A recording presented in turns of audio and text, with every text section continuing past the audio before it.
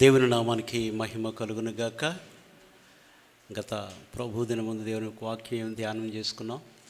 యెహోవా మాట వినుము, దేవుని మాట వినుము. వింటున్నారా? పక్కడికి చెప్పండి దేవుని మాటలా. చెప్పు లక్ష్మి, నువ్వు చెప్పు రూతు. దేవుని మాట వినుము. చెప్పుకోవట్లేదు ఎవరు. మేమెందుకు చెప్తాం? దేవుని నువ్వు దేవుని మాట వినాలని, నువ్వు కూడా దేవుని మాట వినాలన్నారు. మీరు దేవుని మాట వినాలట. నిజంగా వింటామా? హల్లెలూయా. దేవుని నామానికి మహిమ కలుగును గాక. మనం దేవుని మాట వినాలి. రెండు విషయాలు చెప్తా. సమూయేలు ప్రవక్త ద్వారా దేవుడు సౌలుకి ఇచ్చినట్టు వర్తమానం, నువ్వు పోయి అమాలేకీయుల్ని హతము చేయము, నాశనం చేయమని, తర్వాత దేవుని మాట వినాలి అని చెప్పినప్పుడు సమూయేలు దేవుని మాట పెడ చెవిన పెట్టాడు. సరే, సౌలు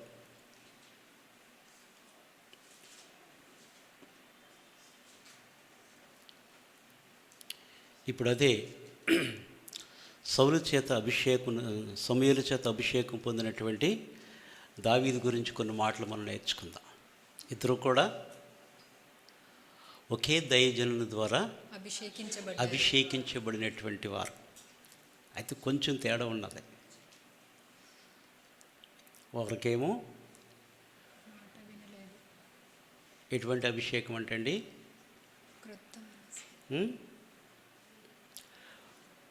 బుడ్డులోని తైలం. 10వ అధ్యాయం మీరు చూసినప్పుడు మొదటి సమయంలో 16వ అధ్యాయం చూస్తే కొమ్మును తైలముతో నింపుకొని దావీదును అభిషేకించాడు. ఇద్దరు కూడా ఒకే దైవజనుని ద్వారా అభిషేకించబడిన వారు, కానీ ఒకరు దేవునికి విధేయత చూపించారు, మరి ఒకరు విధేయత చూపించలేదు. దేవుని వాక్యం ధ్యానం చేసుకుందాం. కీర్తనలు 18వ అధ్యాయము 28వ వచనం. నా దీపము వెలిగించువాడవు నీవే, నా దేవుడైన యెహోవా చీకటిని నాకు వెలుగుగా చేయును. అది నా యొక్క దీపము వెలిగించువాడవు నీవే. ఈ కీర్తన 18వ అధ్యాయం మాటలు మనం చూసినప్పుడు యెహోవా దాసుడైనటువంటి దావీదు శత్రువుల చేతిలో నుంచి సౌలు చేతిలోంచి విడిపించినటువంటి యెహోవా తనను తప్పించిన దినమున విడిపించాడు. తప్పించిన దినము స్తోత్రించి దేవునికి ఈ రీతిగా దేవుని స్తుతించాడు. ఎవరంటే అండి? యెహోవా దాసుడు దావీదు. 116వ కీర్తన 16వ వచనంలో, 116వ కీర్తన 16వ వచనం. యెహోవా, నేను నిజముగా నీ సేవకుడను, నీ సేవకురాలి కుమారుడనై ఉన్నాను. ఎవరు చెప్పగలరండి ఈ మాట? ఎంత యథార్థమైనటువంటి ప్రవర్తన లేకపోతే మారు మనసు పొందిన తర్వాత అంత ధైర్యంగా ఎవరు చెప్పగలరు? నేను నిజంగా నీ బిడ్డను అనే ధైర్యం మనలో ఉండాలంటే మన విశ్వాసానికి అనేక పరీక్షలు జరుగుతాయి. విశ్వాసానికి పరీక్ష లేకపోతే నువ్వు ఎప్పుడు కూడా విశ్వాసం కాదు. షడ్రకు, మేషకు, అబేద్నెగోలు వారి విశ్వాసానికి ఏంటంటే అగ్ని ఒక పరీక్ష 7 అంతలు. దానియేలు విశ్వాసానికి సింహాల గుహ. విశ్వాసానికి పరీక్ష లేకపోతే కనుక, ఆ పరీక్షలు మనం నిలవకపోతే కనుక నిజంగా మన విశ్వాసులు కానే కాం. ఆ పరీక్షలో మనం గనక దేవుణ్ణి గనక వ్యతిరేకించి దూషించి పలుమార్లు దేవుని సన్నిధించి మనం చాలాసార్లు దూరంగా వెళ్ళిపోతాం. మందిరానికి రావచ్చు నలుగురితో కలిసి హల్లెలూయా అనొచ్చు, స్తోత్రం అనొచ్చు, బైబిల్ చదవచ్చు, ప్రార్థన చేయొచ్చు, ఏకీవించవచ్చు. కానీ మనం దేవునికి ఎప్పుడు కూడా దూరంగానే ఉంటాం. దేవుని యొద్ద నుంచి ఎవరు కూడా తప్పించుకోలేరు. హిజ్కియా కష్టకాలం వచ్చినప్పుడు నువ్వు మరణమవుతున్నావు, నీళ్లు చక్కబెట్టుకోమన్నప్పుడు యథార్థ హృదయుడై నీ సన్నిధిలో ఏ రీతిగా నడుచుకుంటున్న కృపతో నీవు నన్ను జ్ఞాపకము చేసుకోమని చెప్పి దేవుని అడిగాడంటే యథార్థ హృదయుడు అడగలడా? దేవుని దగ్గర నుంచి అడిగి పొందుకోగలమా? మనం పొందుకోగలమా? అతిక్రమలు దాచిపెట్టేవాడు వర్ధిల్లడు, వాటిని ఒప్పుకొని విడిచిపెట్టినవాడు. విడిచిపెట్టుకోకుండా కనుక చేస్తే కనుక మనకి ఏనాడు కూడా నీకు నాకు కనికరం అనేది రాదు. దావీదు తన అనుభవం చెప్తున్నాడు. 116 కీర్తన 16 వచ్చిన ఏమంటున్నాడండి? యెహోవా నేను నిజముగా నీ సేవకుడను,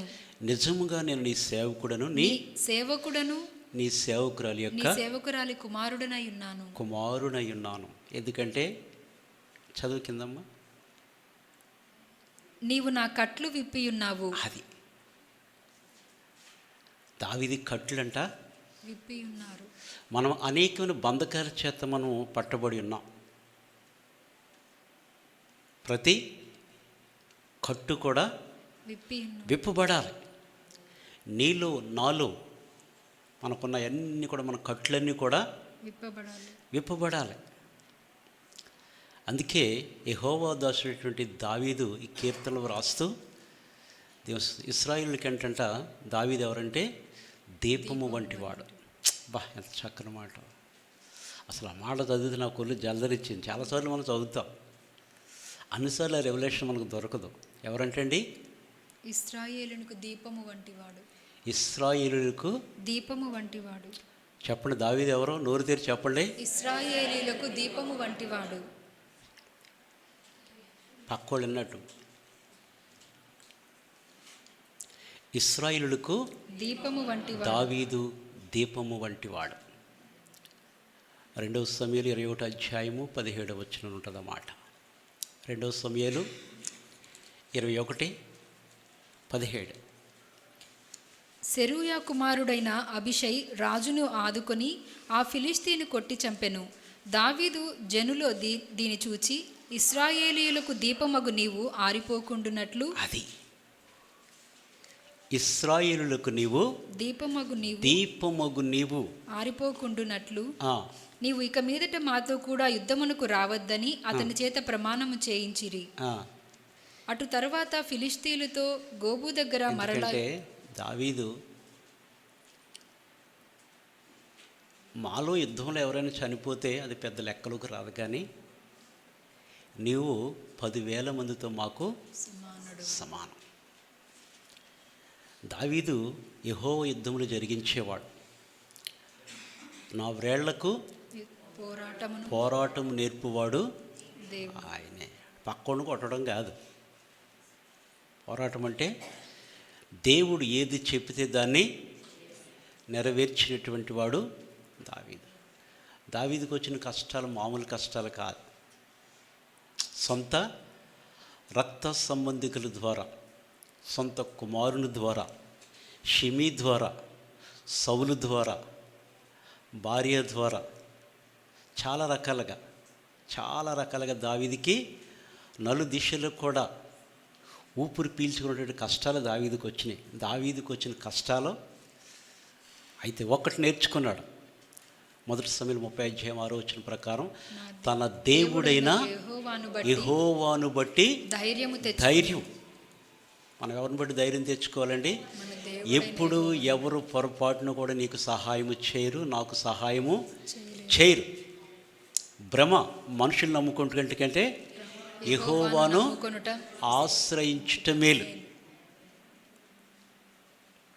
రాజును నమ్ముట కంటే యెహోవాయే. రారాజు నాకు ఆశ్రయము అనుకున్నప్పుడు నేను ఉన్నానంటాడు ఆయన. నిన్నెవ్వరు కూడా పొరపాటును కూడా ఏ వ్యక్తి మీద ఎవరు కూడా ఇప్పుడు ఆధారపడకూడదు. అంటే ఆధారపడకూడదు, మనం బ్రతుకుతామంటే రకరకాల సందర్భాలు ఉంటాయి.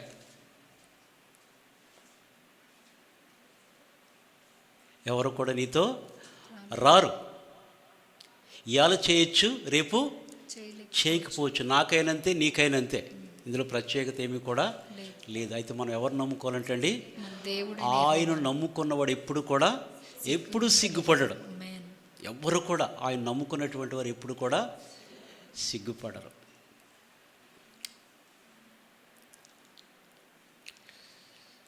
దేవుని వాక్యం ధ్యానం చేసుకుందాం. 11 అయింది, 12:20 అవ్వచ్చేమో. 12 కానీ 12:50 ముగిస్తాను. 12:20 10 నిమిషాలు అటు ఇటు తగ్గొచ్చు, కొంచెం ఎక్కువ ఓర్చుకోండి. హల్లెలూయా. హల్లెలూయా. మొదటి సమూయేలు 20 అధ్యాయము 25 నుంచి 34 వరకు చదవండి. మొదటి సమూయేలు 20 అధ్యాయము 25 నుంచి 34 వరకు. మునిపటి వలనే రాజు గోడ దగ్గరనున్న స్థలమందు తన ఆసనము మీద కూర్చుని ఉండెను.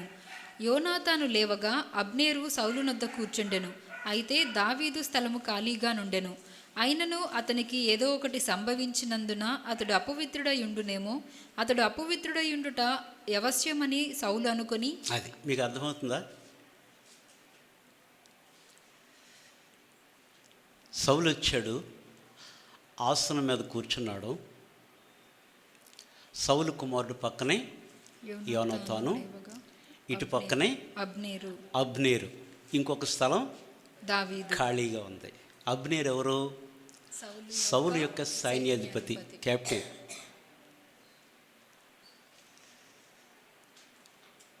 అయితే సౌలు మనసులో ఏమనుకున్నాడంటే, అతడేదో అపవిత్రుడై ఉంటాడు, అందుకనే రాలేకపోయాడేమో అని అంటున్నాడు. అతడు అపవిత్రుడై ఉండుట అవశ్యమని సౌలు అనుకొని ఆ దినమున ఏమీ అనలేదు. అయితే అమావాస్య పోయిన మరునాడు అనగా 2వ దినమున దావీదు స్థలములో ఎవడునూ లేకపోవుట చూచి సౌలు నిన్నయు నేడును యెషయి కుమారుడు భోజనమునకు రాకపోవుట ఏమని యోనాతాను అడగగా, కొడుకును అడుగుతున్నాడు, నిన్న రాలేదు ఈరోజు. ఎందుకంటే రాజుతో వీళ్ళు, ఎందుకంటే దావీదు ఎవరంటే సౌలు యొక్క ఆయుధములు మోయేవాడు. ఎవరంటే అండి, సౌలు యొక్క ఆయుధాలు మోసేవాడు. ఎందుకంటే అప్పటికే గొలియాతును హతమార్చాడు. గొలియాతును హతమార్చిన తర్వాత అసలు ఎవరు ఈ యవనుడు డీటెయిల్స్ తెలుసుకోమన్నాడు అబ్నేర్ని. అబ్నేరు నాకు కూడా తెలియదు అని చెప్పి ఆ తర్వాత పలానా బెత్లెహేము యెషయా యొక్క కుమారుడు అన్నప్పుడు పిలుచుకొచ్చిన తర్వాత అతను చూసినాడు. అతనికి కూడా సౌలు సైన్యాన్ని కూడా చాలా ఇష్టంగా ఉన్నాడంట దావీదు. అప్పటి నుంచి సౌలు యొక్క ఆయుధాలు మోసేవాడుగా పెట్టుకున్నాడు. నిన్న రాలేదు, ఈరోజు రాలేదు, కారణం ఏమిటి అని తన కుమారుడు యోనాతాను అడుగుతున్నాడు. యోనాతాను దావీదు బెత్లెహేమునకు పోవాలనని కోరి, దయచేసి నన్ను పోనిమ్ము, పట్టణమందు మా ఇంటివారు బలి అర్పింపబోచున్నారు, నీవును రావాలనని నా సహోదరుడు నాకు ఆజ్ఞాపించను గనుక నీ దృష్టికి నేను దయ పొందిన వాడనైతే నేను వెళ్ళి నా సహోదరులను దర్శించినట్లుగా నాకు సెలవిమ్మని బ్రతిమాలుకొని నా యొద్ద సెలవు తీసుకొనెను. అది యోనాతాను దగ్గర రిక్వెస్ట్ చేశాడు దావీదు. ప్రతి సంవత్సరమేమో ప్రతి ఏటా కూడా బెత్లెహేముకి వెళ్ళి మేము మా సహోదరులను బలి ఇచ్చటం మాకు ఆనవాయితీ ఉన్నది, నేను అక్కడికి వెళ్ళాలి కనుక నాకు సెలవేమని చెప్పి యోనాతాను దగ్గర సెలవు తీసుకున్నాడు. చదువు. అందునిమిత్తమే అతడు రాజు భోజనపు బల్ల యొద్దకు రాలేదని సౌలుతో చెప్పగా, సౌలు యోనాతాను మీద బహుగా కోపపడి, అగడగొట్టు దాని కొడుక, నీకును నీ తల్లి మానమునకును సిగ్గు కలుగునట్లుగా నీవు యెషయి కుమారుని స్వీకరించిన సంగతి. ఎంత కోపం వచ్చింది చూసారా? అడగొట్టదాని కొడుక అంటే అపవిత్రురాలైనటువంటి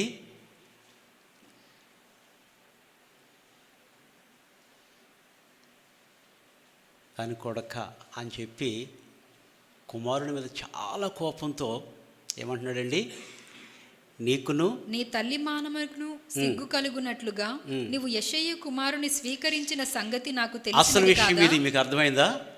ఎందుకు నువ్వు యెషయ కుమారుని స్నేహితునిగా నువ్వు స్వీకరించావు? ఆడెవడం మనమెవడం అన్నట్టుగా. యుద్ధంలో విజయమిత్తే సంబరం చేసుకున్నారు. ఎందుకంటే ఆయన చూసినప్పుడు పారిపోతున్నారు. అయితే లోపల పట్టుదల కలిగిన దావీదు గనుక సున్నతి లేని ఈ ఫిలిష్తీయుడు జీవము గల దేవుని సైన్యమును తిరస్కరించుటకు ఎంతటి వాడు, వాడితో నేను పోట్లాడుతానన్నాడు.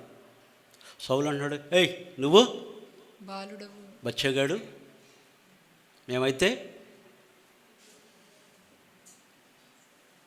ఎంత సైన్యం ఉన్నది కానీ కూర్చో అన్నాడు.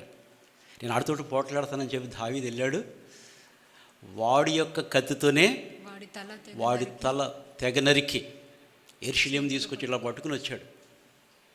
తల చేతిలో ఉండేటాడికి చూశాడు, బాబోయ్ చెమటలు పట్టిన సౌలుకి. అమ్మో వీడికి ఎంత ధైర్యం. నువ్వు యెషయా కుమారుని స్వీకరించిన సంగతి నాకు తెలిసినది కాదా? యెషయి కుమారుడు భూమి మీద బ్రతుకున్నంత కాలము నీకైనను నీ రాజ్యమునకైనను స్థిరత కలుగదు కదా. అది అండర్లైన్ చేసుకుని మీకు అర్థమైందా? అసలు విషయం ఏంటండి? ఏమి కావాలి? రాజ్యము. ఆయన చేత విజయాలు కలగవచ్చు, రాజ్యము మాత్రం కొడుకు. ఘనత కాడకు వచ్చేటప్పటికి దావీదును తొక్కాలి సౌలు. మీకు అర్థమైందా?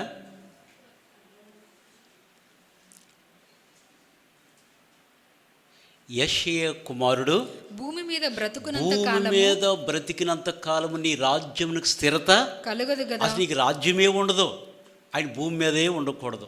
అది సౌలు యొక్క ఉద్దేశం. ఎంత భయంకరంగా చూసారా?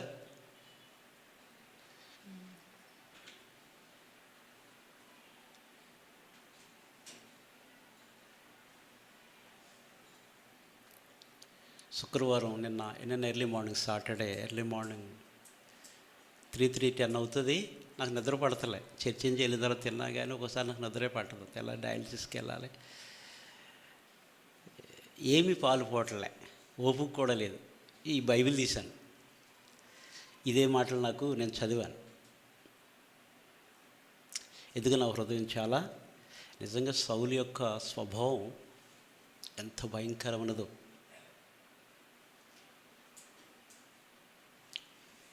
యెషయా కుమారుడు భూమి మీద ఉన్నంతకాలం నీ రాజ్యానికి స్థిరత కలుగదు గనుక కాబట్టి నీవు వర్తమానము పంపి అతనిని నా దగ్గరకు రప్పించుము. అర్జెంటుగా చంపేయాలి, రప్పించు. నిజముగా అతడు మరణముకు అర్హుడని చెప్పెను. అప్పుడు యోనాతానికి అంతట యోనాతాను అతడు ఎందుకు మరణశిక్ష నొందవలెను, అతడు ఏమి చేసినని సౌలును అడగగా సౌలు అతనిని పొడవవలెనని ఈట విసిరెను. చూసారా? దావీదు మీద కోపం తన సొంత కుమారుని మీద కూడా చూపించాడు. అధికార దాహం. అధికారం కావాలి. అధికారం కొరకు నీకు వాడికి ఏమి సంబంధం, పిలిపించు. అప్పటికే దావీదు యోనాతాను చేత ప్రమాణం చేసుకున్నారు, ఒకరికొకరు ప్రమాణం చేసుకున్నారు. కాబట్టి అందుకే దావీదు హృదయం యోనాతాను హృదయం కలిసిపోయింది. మరి స్నేహులు ఇంకేమాత్రం కూడా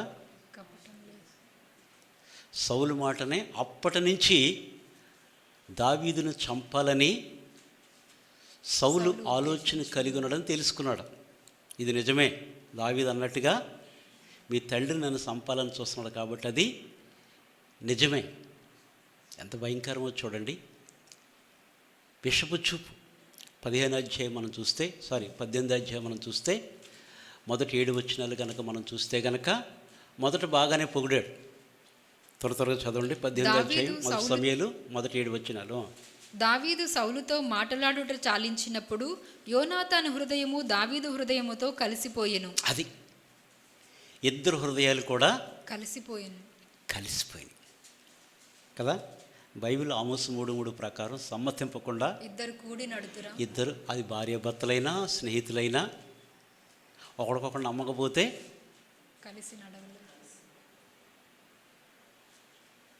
కలిసి నడవలేరు. అంతే కదా. ఇద్దరు కలిసి దొంగతనం చేద్దామంటే ఏకీపిస్తే దొంగతనం చేయగలరు. చదవండి. యోనాతాను దావీదును తనకు ప్రాణ స్నేహితునిగా భావించుకొని అతని ప్రేమించెను. ఆ దినమున అతని తండ్రి ఇంటికి తిరిగి అతని వెళ్ళనీయక సౌలు అతన్ని చేర్చుకొనెను. దావీదు తనకు ప్రాణ స్నేహితుడని భావించుకొని అతనిని ప్రేమించుచు యోనాతాను అతనితో నిబంధన చేసుకొనెను. మరియు యోనాతాను తన దుప్పటిని, తన కత్తిని, తన విల్లును, నడికట్టును తీసి యోనాతాను దావీదునికి తన ఇచ్చెను. దుప్పటిని, తన విల్లును, తన నడికట్టును, కత్తిని ఎవరికి ఇచ్చాడండి? దావీదునకిచ్చెను. దావీదు సౌలు తనను పంపిన చోట్లకెళ్ళను పోయి సుబుద్ధి కలిగి పని చేసుకుని వచ్చెను గనుక సౌలు యోధుల మీద అతనిని నియమించెను. జనులందరి దృష్టికిని సౌలు సేవకుల దృష్టికిని దావీదు అనుకూలుడై ఉండెను. అందరి దృష్టికి దావీదు అనుకూలుడై ఉండెను. ఇక దావీదు ఎట్లాగంటే అట్లా ఇంక వాళ్ళ, ఎందుకంటే గొప్ప విజయాలు చేకూర్చాడు. ఫిలిష్తీయుడైనటువంటి యొక్క గొలియాత్, గాతుడైనటువంటి గొలియాతును హతమార్చాడు కనుక ఇంకేంటి, వాడు కనబడితేనే వీళ్ళు మామూలుగా కాదు, ఇట్లా వచ్చాడు అంటే చాలు ఇంకా. దావీదు ఫిలిష్తీని హతము చేసి తిరిగి వచ్చినప్పుడు స్త్రీలు ఇశ్రాయేలీల ఊళ్ళన్నిటిలో నుండి తంబుర్లతోనూ సంభ్రముతోనూ వాద్యములతోనూ పాడుచు నాట్యమాడుచు రాజైన సౌలును ఎదుర్కొనుటకై వచ్చిరి. ఆ స్త్రీలు గాన ప్రతిగానములు చేయుచు వాయించుచు సౌలు 1000 కొలదియు దావీదు 10,000 కొలదియు శత్రువులను హతము చేసిరనిరి. ఆ మాటలు సౌలునకు ఇంపుగా నుండనందున, అబ్బా ఎక్కడొచ్చేసింది చూసారా గర్వం, పడిపోట కదే కదా. నాశనానికి ముందు కృతజ్ఞత ఉందా? దావీదుకి కృతజ్ఞత బుద్ధి ఉంది, కానీ సౌలుకైతే లేదు. సౌలు స్పిరిట్ వేరు, ఇద్దరు ఒకరి చేత అభిషేకించబడ్డారు. అందుకే ఒకడు బుడ్లోని తైలం, ఒకడికేం కొమ్ము తైలముతో.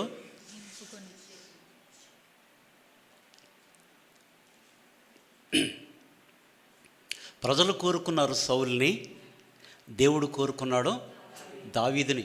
1 సమూయేలు 13:14 ప్రకారం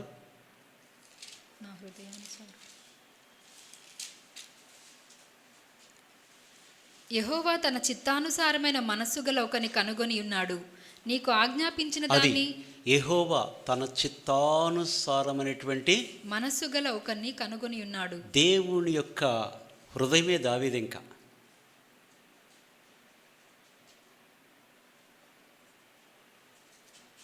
అప్పటి నుంచి ఎప్పుడైతే సౌలు 1000 కొలదిని, దావీదు 10,000 కొలదియు 10,000 కొలదియు శత్రువులను హతము చేసిరనిరి.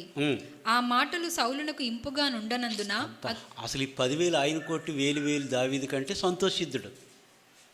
మనకి ఎప్పుడు కూడా ఏం కావాలండి? పొగడ్తలు, లేదా పక్కోళ్ళన్నా దానికే కదండి ఇవాళ రేపు మనుషులంతాను. ఎంతసేపు కూడా దేవునికి చేసేది మనం 0 కూడా ఉండదు. మనకే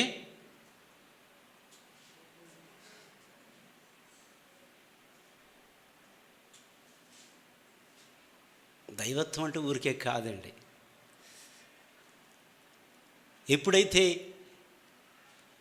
సౌలుకు 1000 కొలదగును, దావీదు 10,000 కొలదియు శత్రువులను హతము చేసిరనిరి.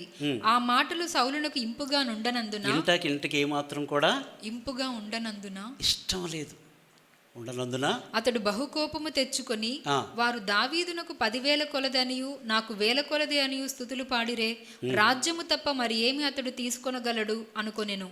కాబట్టి అనుకుంటున్నాడంట, ఏం తీసుకుంటాడు?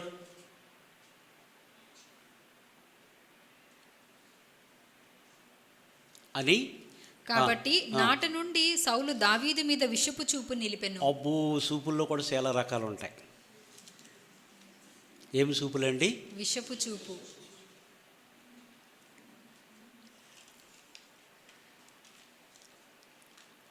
పరమగీతం చదివినప్పుడు ప్రియురాలు ఒక్క చూపుతో నీవు నన్ను వశపరుచుకుంటివి. అమ్మో,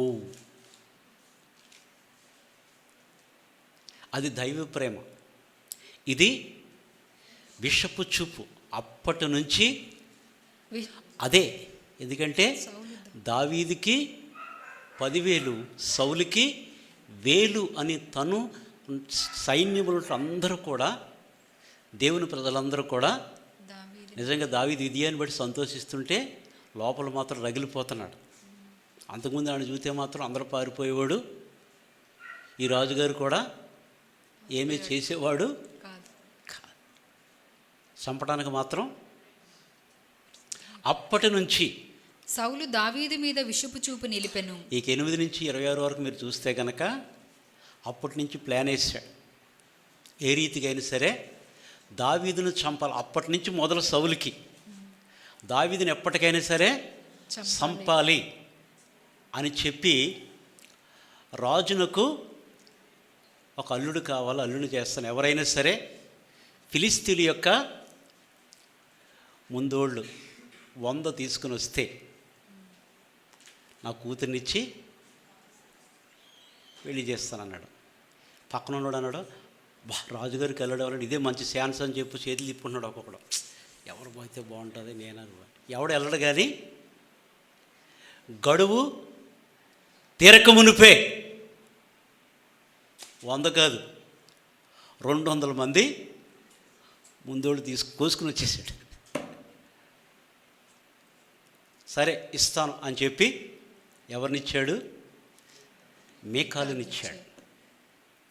నా చెయ్యి దావీదు మీద పడకూడదు, శత్రువు చెయ్యి పడాలని చెప్పి, ఫిలిష్తీయుల చెయ్యి అతని మీద పడాలని చెప్పి ఎన్నో పన్నాగాలు పన్నాడు.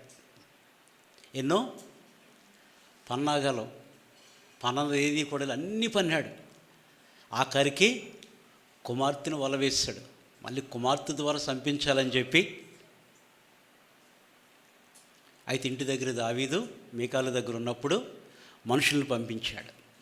అతడు రోగి అయినట్టు మంచం మీద ఉన్నాడు కాబట్టి అనారోగ్యంగా ఉన్న చెప్పినట్టు వెళ్ళిపోయారు. మరలా వచ్చారు. దావీదుని మీకాలు తప్పించినప్పుడు తన సైన్యంతో అన్నాడు, వెళ్ళి మంచం మీద ఉన్నాడు తీసుకొచ్చేయండి, నేను చంపేతానన్నాడు. మీకాలతో అంటాడు, నువ్వు చేసిన పని నాకు ఎందుకు ఇంత అవమానం తీసుకొచ్చాంటే, ఎందుకు దావీదు నన్ను పొమ్మన్నాడు, ఆయన చేతులు నువ్వు ఎందుకు చావాలి అంటదా. దొరికితే నిన్నే చంపుతాడు ఆయన. ఎందుకు మీ బాబు నా చేతిలో చావాలి, నన్ను పోనీ అన్నాడు, పోనిచ్చాను అని ఒక బొమ్మ పెట్టి అక్కడ ఎన్ని ప్రయత్నాలు చేశాడు, మామూలుగా కాదు. తర్వాత తప్పించుకొని పారిపోయాడు. తర్వాత ఒకనొక సమయంలో సమూయేలు దగ్గరికి వెళ్ళి జరిగిందంతా కూడా చెప్పాడు. ఎన్నో భయంకర పరిస్థితులు దావీదుకి. ఇశ్రాయేలుకి దీపం అంటే మాటలా? దావీదుని దేవుడు ఏ రీతిగా ఎన్నుకున్నాడో దావీదుని గురించి మనం చూస్తే, మొట్టమొదటిగా మనం చూస్తే కనుక దావీదు విషయాలు మనం చూస్తే కనుక ఋతు గ్రంథము 4:21 మనం చూస్తాం. దావీదు గురించి మొట్టమొదటిగా ఋతు 4:21.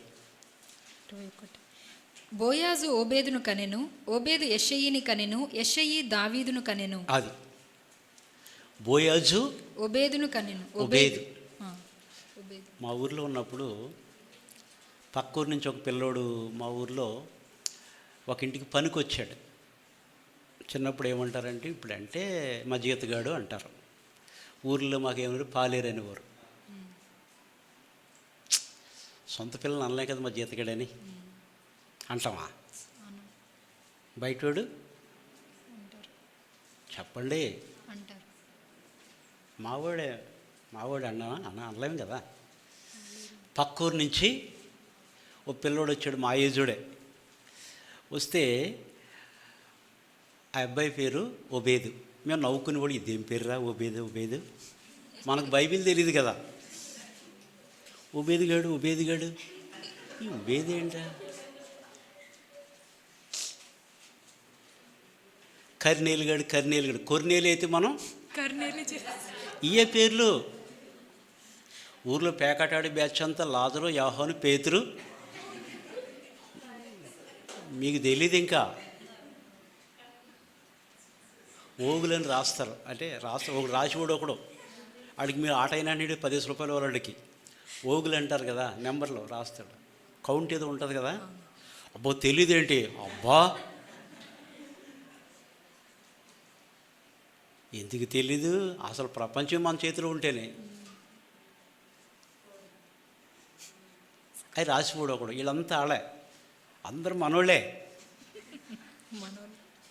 ఆడవాళ్ళందరూ గుడికి వెళ్తే ఈ దొరలంతా తినేసి వెళ్ళిపోయి అక్కడ కూర్చుని వీళ్ళు వచ్చే వరకు ఓ రౌండ్ అయిపోద్ది, వీళ్ళు వచ్చి వండి పెట్టేది మళ్ళీ తింటాకు వచ్చేస్తారు. వాళ్ళు ఇంత ఖాళీ ఉండదు పేకాటాడి వాడికి.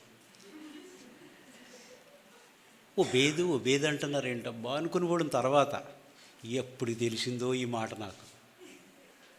ఓ బేదిగాడు అంటే బైబిల్లో పితరులు ఎవరో పెట్టారో ఆ పేర్లు మనకు తెలియదు. ఎప్పుడైనా బైబిల్ చదివి పెడితే ఒకటి వివరిస్తాయి కదా మన బతుకులకి.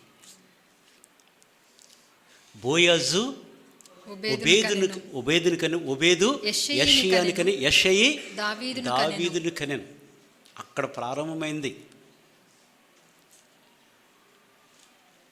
మత్తయి 1:6 కూడా చూస్తే కనుక మీకు టూకీగా కొంచెం చెప్తున్నాను. మత్తయి 1:6, లూకా 3:32. యెషయి రాజైన దావీదును కనెను. యెషయా కాదు, యెషయి. జెస్సీ కదా ఇంగ్లీష్లో. కనెను. లూకా 3:32 అమ్మా, 36, 32. దావీదు యెషయికి, యెషయి ఒబేదుకు, ఒబేదు బోయాజుకు, బోయాజు షల్మానుకు. చాలండి. అంటే దావీదు గురించి ఎక్కడెక్కడ వ్రాయబడినటువంటి మాటలు అపోస్తల కార్యాలు 13:22 మనకు అందరికీ తెలుసు. కానీ మరొకసారి మీరు రాసుకునే వాళ్ళు కొందరు ఉంటారు కానీ చెప్తున్నా. 13:22. తరువాత అతన్ని తొలగించి దావీదును వారికి రాజుగా ఏర్పరచెను. మరియు ఆయన, నేను యెషయి కుమారుడైన దావీదును కనుగొంటిని. అతడు నా ఇష్టానుసారుడైన మనుషుడు. అతడు నా ఉద్దేశములన్నీ. యెషయా కుమారుడైనటువంటి దావీదుని దేవుడు కనుగొన్నాడు. దావీదు యొక్క అన్నదమ్ముల గురించి మరొక మాట చెప్తా. 1 వృత్తాంతంలో 2వ అధ్యాయము 13-16 వరకు. 1 వృత్తాంతాలు 2వ అధ్యాయం 13-16 వరకు. యెషయి తన జ్యేష్ఠ కుమారుడైన ఎలియాబును, 2వ వాడైన అబీనాదాబును, 3వ వాడైన షమ్మాను, 4వ వాడైన నెతనేలును, 5వ వాడైన రద్దయిని, 6వ వాడైన ఒజేమును, 7వ వాడైన దావీదును కనెను. సెరూయా, అబీగయిలు వీరి అక్క చెల్లెండ్రు. అది దావీదుకి సెరూయా, అబీగయిలు అక్క చెల్లెండ్రు. వారికి అక్క చెల్లెళ్ళు. ఇది దావీదుకు ఉన్నటువంటి విధానం. దావీదు ఇశ్రాయేలుకి ఎవరంటే అండి దీపం. ఒక పల్లవి పాడుకుని దేవుని వాక్యం ధ్యానం చేసుకుందాం. నా దీపము యేసయ్యా నీవు వెలిగించినావు, సుడిగాలిలోనైనా జడివనలోనైనా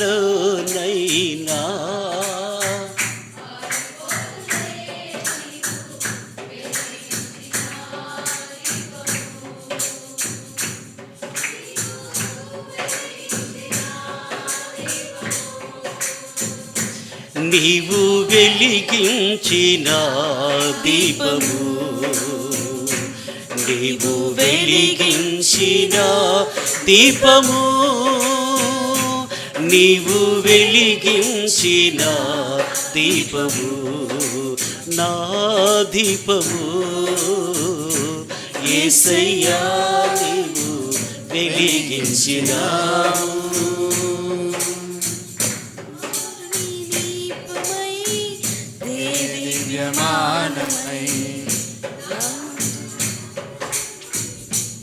ఇక్కడికి వచ్చి పాడతారు మైకులు అట్టుకుని.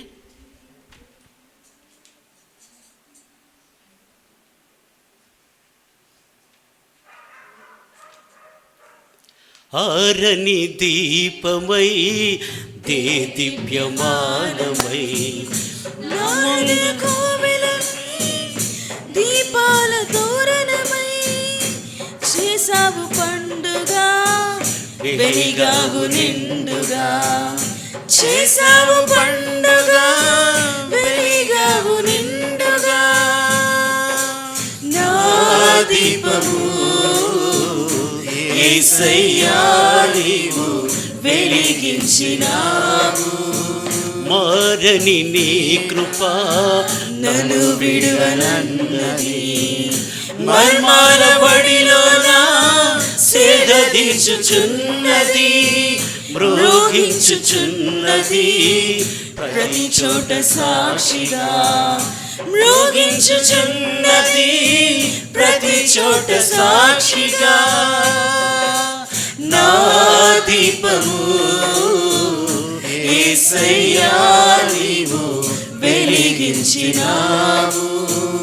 ఆగని హోరులో ఆరిన నేలపై నా ముందు వెలిసితివే, సైన్యములకు అధిపతివై పరాక్రమశాలివై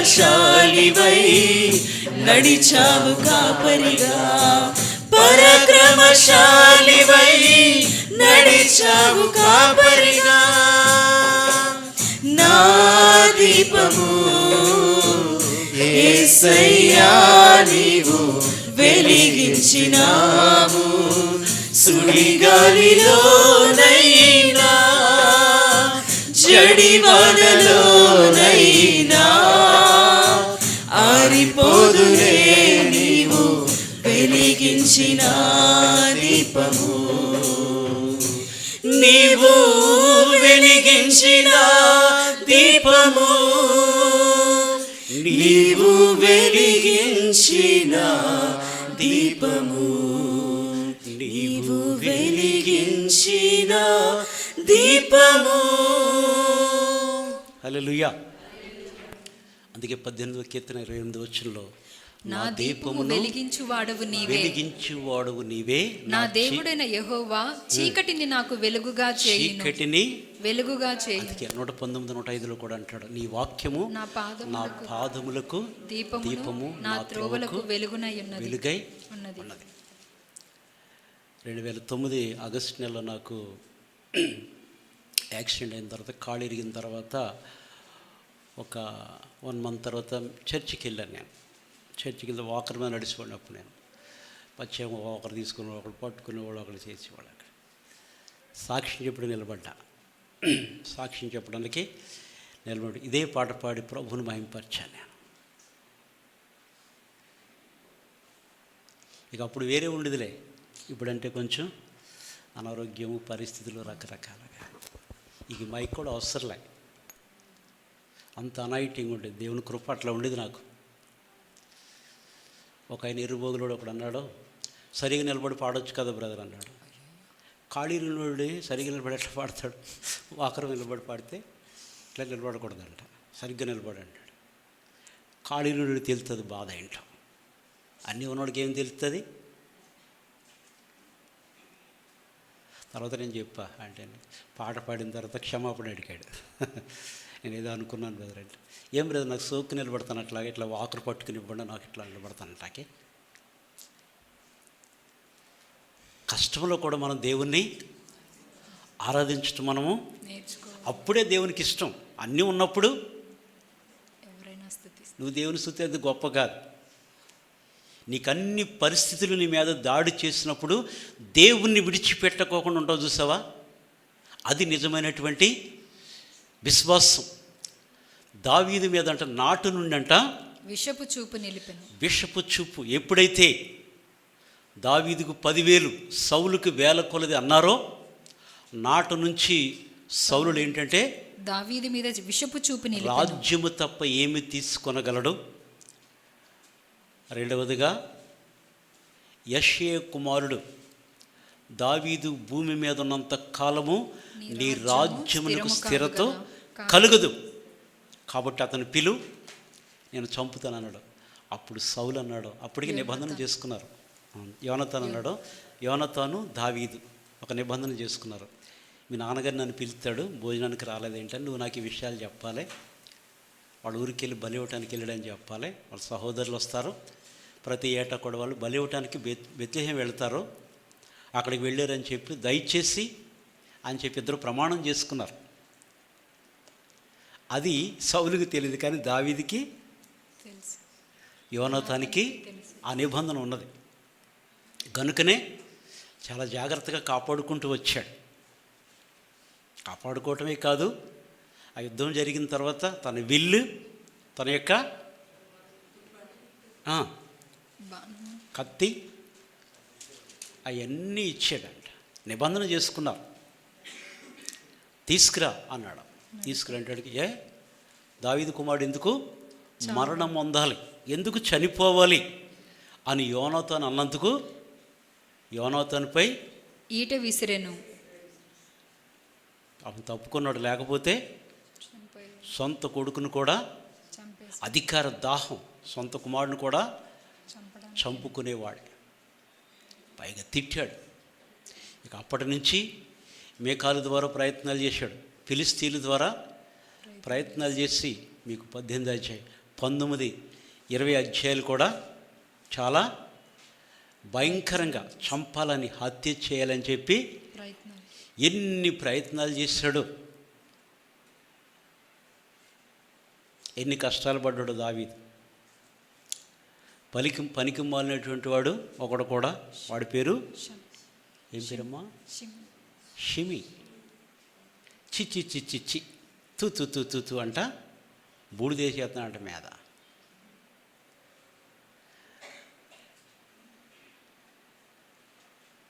దావీదున్నటువంటి అభిషేక్ వాళ్ళు ఏమన్నారంటే, నువ్వు అను అతన్ని ఇసుకలో పాతి పెట్టేస్తా, చంపి పాతి పెట్టేస్తా, భూమిలో పాతేద్దామంటున్నారు వాళ్ళు. కానీ దేవుని స్తుతించాడు ఆ పరిస్థితిలో. ఏమన్నాడండి? ఒకవేళ దావీదుని శపించమని యెహోవా వానికి ఆజ్ఞాపించాడేమో, ఆ దోషణ నాకు ప్రతిగా ఒకవేళ మేలుకరం అవుతుంది, మీరేమి వాడు జోలికి పోవద్దు. సిరియా కుమారులారా, ఎవరు సిరియా కుమారులు? వారి యొక్క మేనలుళ్ళే.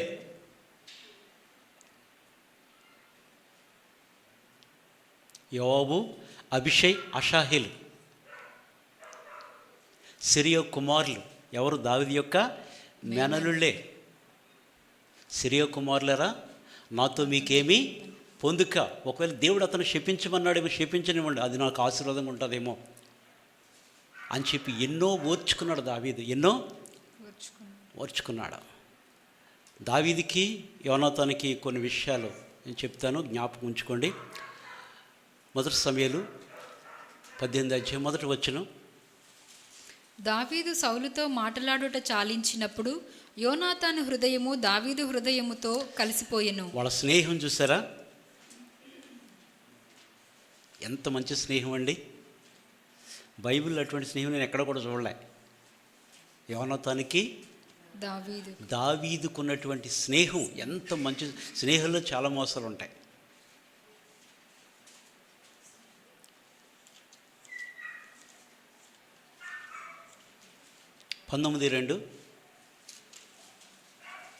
సౌలు కుమారుడైన యోనాతాను దావీదు యందు బహు ఇష్టము గలవాడై ఉండి, ఎంత ఇష్టం అంటే తండ్రి చంపాలని చూస్తే కూడా తప్పించు, ఒక పని చేయి, నేను బాణాలు ఇవన్నీ చెప్తే చాలా టైం అవుతుంది, కానీ బాణాలు సంధిస్తాను. వాళ్ళిద్దరు కూడా మధ్యలో ఒక మాట ఉంటుంది, అటుపక్క రమ్మంటాను, బాణాలతో ఒక ఇసురుతాను, అటు వెళ్ళిన తర్వాత వాడు ఎటు వస్తే నువ్వు ఇటు రాపని వాళ్ళిద్దరు మాట్లాడుకుంటారు. ఎంత దాచిపెట్టుకుంటూ వచ్చాడంటే తన స్నేహాన్ని. కొందరైతే ఉబద్య మీరు చదివితే అర్థమవుతుంది. గత వారం కూడా ఒక మాట జ్ఞాపకం చేస్తాం. ఉబద్య మనం చదవలేదు, కానీ ఉబద్యలో మనం చూసినప్పుడు ఎదోము వంశావళి గురించి రాయబడిన మాటల్లో మనం చూస్తే కనుక ఇశ్రాయేలు కష్టకాలం ఉన్నట్టు శత్రులకు ఉప్పందించారంట. ఇప్పుడు నేను తప్పు చేసి వచ్చి మన ఇంట్లో ఎవరి ఇంట్లో ఉన్నాను అనుకోండి, నా కొరకు లోకమంతా ఎదుగుతారు అనుకోండి, దయచేసి నా గురించి ఎవరికి చెప్పొద్దని మీకు చెప్పాను అనుకోండి, బయటకు వచ్చి హలో 100 మీరు ఎతికేక్తి నా దగ్గర నేను ఉన్నానని చెప్పదు, ఇంటికి రండి నేను లొకేషన్ పెట్టాడు అనుకోండి, వీడి పరిస్థితి ఏమైపోద్ది? ఎవరో చెప్పరేంటి? చాలా దారుణంగా ఉంటుంది. అదేమంటారు దాన్ని? నమ్మక ద్రోహం. అంతే కదా. నేను నమ్మి ఇంటికి వచ్చి దాక్కున్నాను నా ప్రాణ భయం కొరకు, నువ్వేమో 100కి ఫోన్ చేసి లొకేషన్ పెట్టి ఇంట్లో కూర్చుంటే పోలీసులు వచ్చి ఎలాగొచ్చారు నాకు తెలియదు అంటే ఎలా వస్తారు? వాళ్ళు చెప్పకుండా.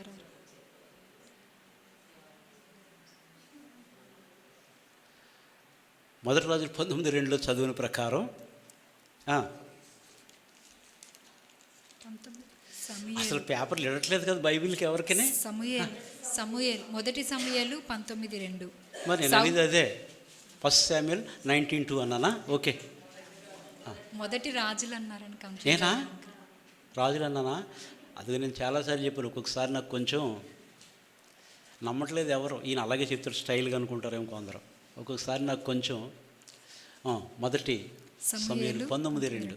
సౌలు కుమారుడైన యోనాతాను దావీదు యందు బహు ఇష్టము గలవాడై ఉండి దావీదుతో ఇట్లా నేను బహు ఇష్టం అంట.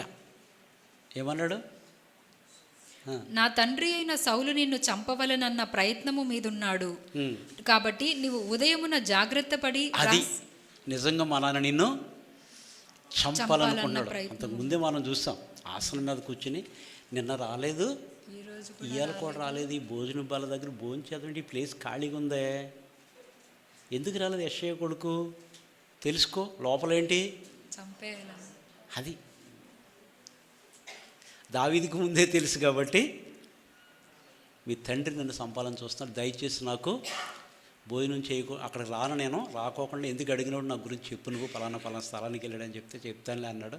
చెప్పినందుకు అతనితో నువ్వెందుకు, నీకెందుకు స్నేహం అన్నట్టుగా. కానీ ఈ యొక్క దావీదు యోనాతాను హృదయం అంట కలిసిపోయింది. ఎట్లాగంటే ఒకరికొకరు కూడా అంతా ఏది కూడా నిజంగా వాళ్ళ స్నేహానికి ఎవరు కూడా, బైబిల్ అంత మంచి స్నేహం ఎక్కడన్నా ఉన్నదా? మీకు తెలిస్తే చెప్పండి, పర్వాలేదు. ఉన్నారు ఎక్కడైనా?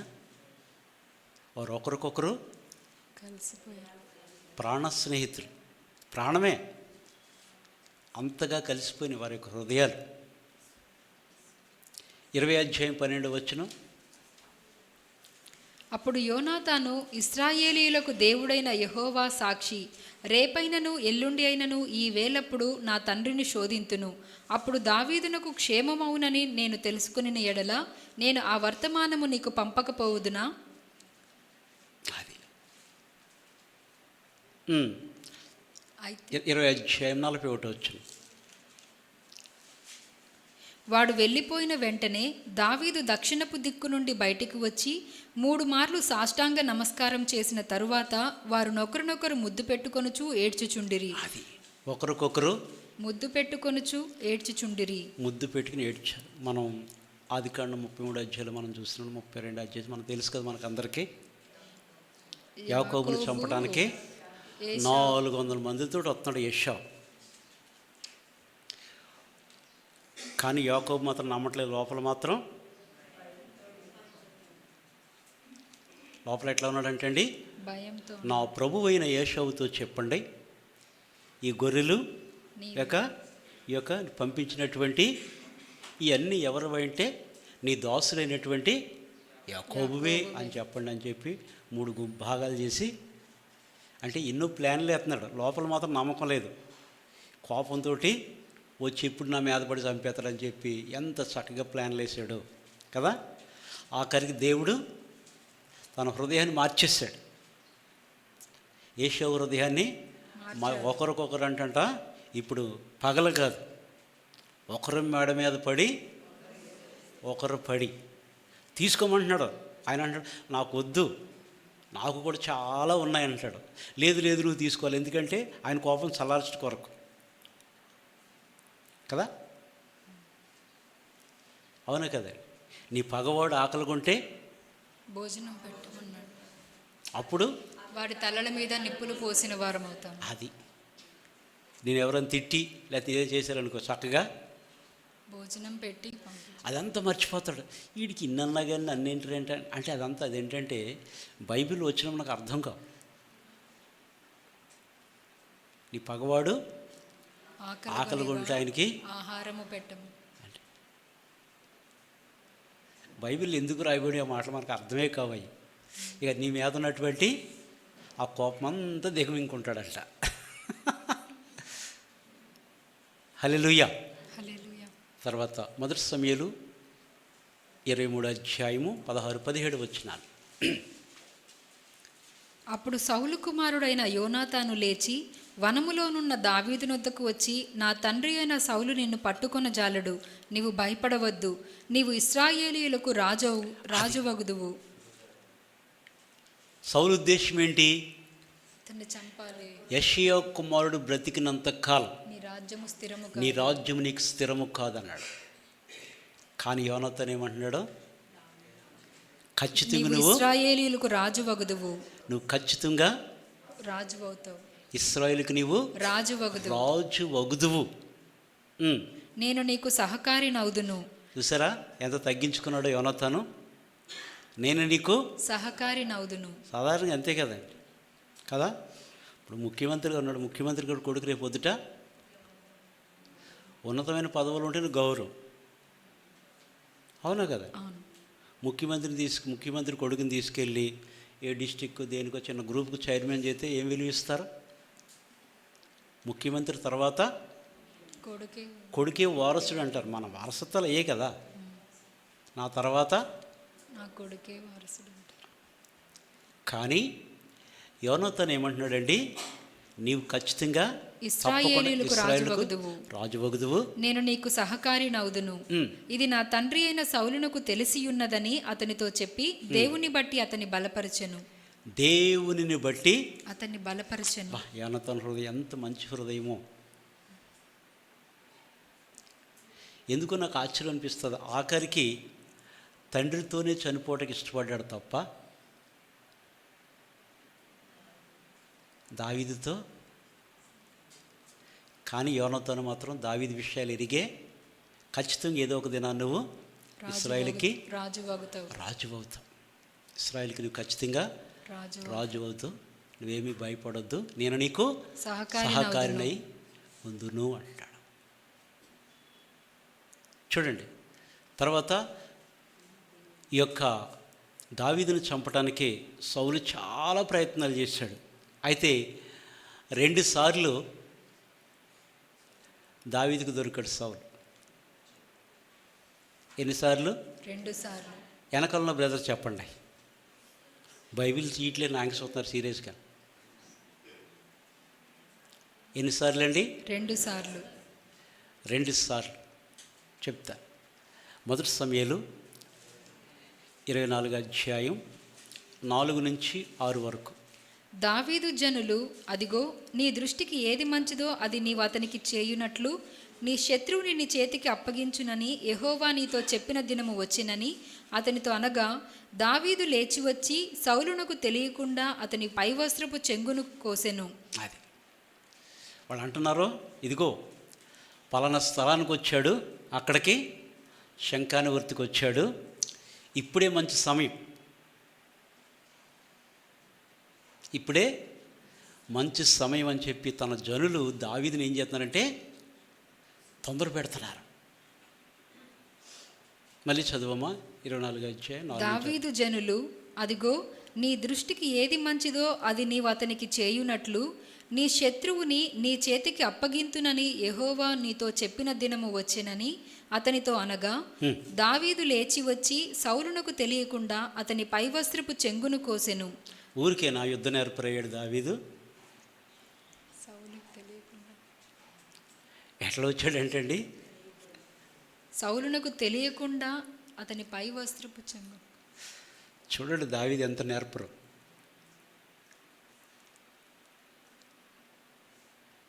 ఊరికే కాదు, గులియాతు విషయంలో ఏమన్నాడు? యుద్ధము యెహోవాదే అని వెళ్ళాడు, యెహోవా పేరట వెళ్ళాడు. ఆడేమో ఆడి దేవతల పేరున అతను కుక్కను అనుకున్నావా అనుకుని వచ్చాడు. ఆడి కేకలు తెలుసు కదా మనకి, గొలియాతు కేకలు ఏంటి? ఈ దినం నిన్ను కాకులకి గెద్దలకి వేసేస్తాను కళీబరాని అంటే వచ్చాడు. ఆఖరికి ఆడి తలైపోయింది. ఆడి కత్తితోటి ఆడి తల చేతులు పట్టుకుని వచ్చేసాడు ఆయన. దావీదు చేతులు మామూలు చేతులా? సింహాన్నే ఎలుగు బంటిని చీల్చి గొర్రె పిల్లని తప్పించి. నిన్న మా ఊళ్ళో నిద్రపాట్లు పెద్ద డిస్కషన్ అయింది రాత్రిళ్ళకి. ఏంటి గొడవ అంటే పులి, అదే తిరుపతిలో సింహం ఆడు తలనే ఎలా ఇలా చేసేసిందంట, అలా ఒకటి పోతే పోయింది. మరి ఏం చేస్తాం మరి మనం? అందులోకి వెళ్ళమన్నది ఎందుకు? ఆ ప్రమాదం అని చెప్పినప్పుడు కరెంట్ ఇక్కడ డేంజర్ అని ట్రాన్స్ఫార్మర్ మీద అక్కడే చేయి పెడతానంటే అక్కడ ఏముంటుంది మనకి? హెచ్చరిక, డేంజర్ అని ఉంటుంది. వర్షాలు పడ్డప్పుడు అక్కడ ఏదైనా తీగలు పడిపోయి అక్కడికి వెళ్ళి జారపడొద్దు అంటే అక్కడికే ఉన్నాం అనుకో, అలాగే ఉంటాం. ఇది డేంజర్ అని చెప్పినప్పుడు మనం అక్కడికి వెళ్ళకూడదు. వెళ్ళిపోయాడు లోపలికి, వెళ్ళిపోయాడు. పాపం చాలా ప్రయత్నాలు చేసి భయపడ్డాడు. చెట్టు ఎక్కాడంట, కింద పడ్డాడంట. కింద పడితే దూరుకుంటుందా? దగ్గరికి వచ్చి పాపం బిగిసిపోయి ఉంటాడు కొద్దిసేపట్లాగా. అది ఊరుకుంటా అటు ఇటు చూసింది. ఇంత మాంసం ముక్క పట్టుకున్నాడు, మెడ పట్టుకుని వెళ్ళిపోయింది. అది లాక్కుని వెళ్ళిపోయింది. అది దాని ముందు ఎంత సింహాన్ని ఎలుగుబంటిని చీల్చినటువంటి సింహపు ఆ యొక్క గొర్రె పిల్లలు తప్పించినటువంటి దావీదు శంఖానువర్తికి వెళ్తే సౌలునకు తెలియకోకుండానే అతని పైవస్త్రపు చెంగును కోసెను. సౌలు పైవస్త్రమును తాను కోసెనని దావీదు మనస్సు నొచ్చి, చూసారా, అతడు విషపు చూపు చూస్తున్నాడు. దావీదైతే మనసులో ఎంతో కలత చెందాడు. అతడు తన కుమారుని ద్వారా చంపించాలని కూడా ప్రయాణం చేశాడు. కానీ మనసు నొచ్చుకున్నాడంట. అయ్యో నేను తప్పు చేస్తానని చెప్పి వెనకాల వాళ్ళు ఏమంటున్నారు? దేవుడు నీకు ఏదో చెప్పాడు, అదే మంచి టైం వేసి అంటున్నారు. ఇదే మంచి అవకాశం చంపే అంటున్నారు. మనసున నొచ్చి ఇతడు యెహోవా చేత అభిషేకము నొందినవాడు గనుక యెహోవా చేత అభిషిక్తుడైన నా ప్రభువునకు నేను ఈ కార్యము చేయను. మాట విన్నారా మీరు? ఎంత కృతజ్ఞత బుద్ధో చూడండి దావీదుది. యెహోవా చేత అభిషిక్తుడైన నా ప్రభువునకు, అభిషిక్తుడైనటువంటి నా ప్రభు. శత్రువుని ఎవరైనా నా ప్రభు అని అంటారా? అని చూడండి, మీ ప్రేమ ఏంటో నిజంగా తెలుస్తుంది. అంటారా? నోరు వస్తుంది మనకే, మూతి తిరిసేస్తారు. అటు చూస్తే ఇట్లాగొతే ఏమో నాకు తెలియదు. లోపల ఏముంటుంది? మనస్సును నొచ్చుకొని యెహోవా చేత అభిషేకము నొందినటువంటి వాడు గనుక యెహోవా చేత అభిషిక్తుడైన నా ప్రభువునకు నేను ఈ కార్యము చేయను. యెహోవాను బట్టి అతన్ని నేను చంపను అని తన జనులతో చెప్పెను. అది ఇక నేను అతన్ని చంపను. అతడేంటి? చంపడానికి చేయని ప్రయత్నం ఉందా? ఏదైనా ఉందమ్మా? ఏది కూడా లేదు. రెండవదిగా 26వ అధ్యాయము, మొదటి సమూయేలు 26వ అధ్యాయము 5-12 వరకు. తరువాత దావీదు లేచి సౌలు దండు దిగిన స్థలము దగ్గరకు వచ్చి, అప్పటికే 3000 మందితో వచ్చేసాడు. ఎంతమందితో అండి? 3000. పై వచనాలు చూస్తే 3000 మందితో సౌలు వచ్చాడు. సౌలు వచ్చి జీపు అరణ్యంలో. తరువాత దావీదు లేచి సౌలు దండు దిగిన స్థలము దగ్గరకు వచ్చి సౌలునకు సైన్యాధిపతియగు నేరు కుమారుడైన అబ్నేరును పరుండి ఉండగా వారున్న స్థలము కనుగొనెను. అది వాళ్ళు ఏళ్ళ తరుముటకు వస్తే అటు ఇటు చూశారు. 3000 మందితో వచ్చాడంట. ఎవరు? సౌలు. అంతకుముందు సౌలు ఆయుధాలు చూస్తే కనుక సౌలు వేసుకున్న వస్త్రాలు ఇచ్చాడు. ఎవరికి ఇచ్చాడు? దావీదు. ఇది నాకు వాడుకలో లేదు, నాకు వద్దన్నాడు. అయ్యి సౌలు ఎంత బలాఢ్యుడో చూడండి. వచ్చాడంట. 3000 మంది జీపు అరణ్యంలో దిగాడు. పక్కనే అబ్నేరు. దావీదు ఇటు పక్కన్నాడు, అలా అటు పక్కన్నారు. అయితే వారున్న స్థలంలోకి, శత్రువు ఉన్న స్థలంలోనికి ఎవరైతే చంపాలని చూస్తారో అదే స్థలంలోకి ఇప్పుడు దావీదు వెళ్ళాడు. సౌలు దండు క్రొత్తలములో పండుకొనగా దండువారు అతని చుట్టూ నుండిరి. అప్పుడు దావీదు పాలెములోనికి సౌలు దగ్గరకు నాతో కూడా ఎవరు వత్తురని హిత్తీయుడైన అహీమెలెకును సెరూయా కుమారుడును యోవాబునకు సహోదరుడు నగు అబీషైని అడుగగా, నీతో కూడా నేనే వత్తునని అబీషై అనెను. దావీదును అభిషేయును రాత్రివేళ ఆ జనుల దగ్గరకు పోగా సౌలు దండు క్రొత్తలములో పండుకొని నిద్రపోవుచుండెను. అతని ఈటె అతని తలగడ దగ్గర నేలను నాటియుండెను. అది పడుకున్నాడు హ్యాపీగా, చుట్టూ సైన్యం ఉన్నారు. ఇక అటువంటి స్థలంలోనికి మనం వెళ్ళాలంటే చాలా కష్టం. అటువంటి పరిస్థితిలో దావీదు అభిషేక్ వాళ్ళ మధ్యలోనికి వెళ్ళి సౌలు పండుకున్న స్థలం దగ్గర ఏమున్నదంటండి, ఈటె అక్కడ నాటబడి ఉంది. అబ్నేరును జనులను అతని చుట్టూ పండుకొని ఉండిరి. అప్పుడు అభిషేక్ దావీదుతో, దేవుడు ఈ దినమున నీ శత్రువుని నీకు అప్పగించెను, కాబట్టి నీ చిత్తమైతే ఆ ఈటుతో ఒక్క పోటు పొడిచి నేను అతన్ని భూమికి నాటివేతును. అమ్మో, అభిషేక్ నాపడం కంట్రోల్ చేయాలి ఇప్పుడు. ఏ మాత్రం దావీదుడు తిరిగాడా? ఒక్క పోటు పొడిచి, మామూలుగా కాదు. ఏమంటున్నాడు? ఒక్క పోటు పొడిచి నువ్వును ఒక్క పోటుతో నేలకు పాతి అతను సౌలుని అంటున్నాడు. ఒక్క దెబ్బతోనే పరిష్కారము చేతుననగా, దావీదు నీవతన్ని చంపకూడదు, యెహోవా చేత అభిషేకము నొందిన వారిని చంపి. ఎంత మర్యాద చూస్తారో దావీదు హృదయం అంటే. దావీదు దేవుని హృదయానుసారుడు. ఎందుకంటే సౌలు అపకారపు బుద్ధి కలిగిన వాడు, దావీదు ఉపకారపు బుద్ధి, నాకంటే నీవే నీతిమంతుడు అంటాడు. యెహోవా చేత అభిషేకము నొందిన వానిని చంపి నిర్దోషియగుట ఎవనికి సాధ్యము? యెహోవా జీవము తోడు, యెహోవాయే అతని మొత్తును. అతడు అపాయము వలన చచ్చును, లేదా యుద్ధమునకు పోయి నశించును. అది దావీదు ఏమన్నాడో, ఎందుకు మన చేయి ఆ వ్యక్తి మీద పడాలి? అపాయం వలన చస్తాడో, లేక యుద్ధానికి వెళ్ళినప్పుడైనా నశించును. యెహోవా చేత అభిషేకము నొందిన వానిని నేను చంపను, అలాగున నేను చేయకుండా యెహోవా నన్ను ఆపునుగాక. అయితే అతని తలగడ దగ్గరనున్న ఈటెను నీళ్ల బుడ్డిని తీసుకొని మనము వెళ్ళిపోదుము రమ్మని అభిషేక్తో చెప్పి. గుర్తుగా అంతకుముందేమో వస్త్రపు చెంగి చిన్నది కోసుకెళ్ళాడు. పట్టుకెళ్ళి విలువైన వస్తువులా, చిన్న గుర్తు కొరకు. నువ్వు చంపాలని చూస్తే దేవుడు నాకు అప్పగించాడు, ఆయనకు బుద్ధి తెచ్చుకొని చెప్పడం. అది ఎందుకు విడిచిపెట్టాడు? దేవుడు విడిచిపెట్టాడు, నేను కాదు.